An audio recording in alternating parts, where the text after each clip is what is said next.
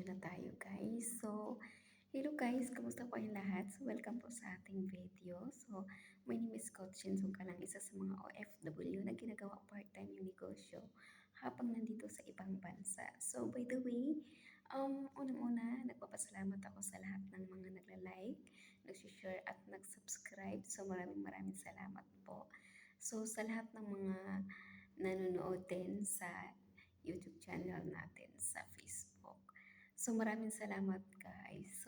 Ingat kayo palagi dyan. I hope bawat video na ina-upload ko mayroon kayong matutunan. Ayan. Ang topic natin ngayon is about sa paano ka maging inspirado sa ginagawa mo na trabaho. Kasi minsan, alam naman po natin pag tumatagal tayo sa trabaho natin, minsan pakiramdam natin tinatamad na tayo or napapagod na tayo or parang nabibigatan na yung katawan natin tumatrabaho kasi sa paulit-ulit na lang na ginagawa natin. Ito po yung pinakaunang tips ko sa'yo.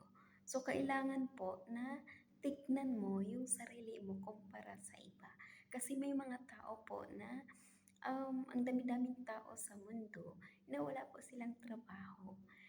Imagine mo po kung wala po silang trabaho, tapos ikaw meron, panalo ka pa rin. 'Di ba? Panalo ka pa rin, swerte ka pa rin.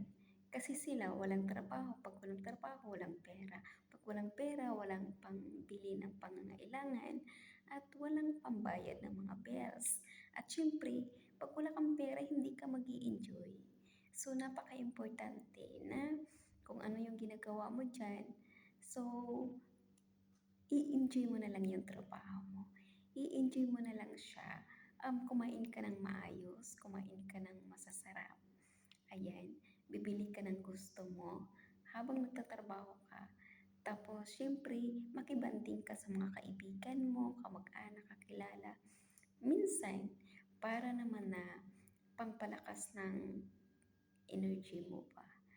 Tapos, ayun, kasi base sa experience ko, ganyan po yung ginagawa ko.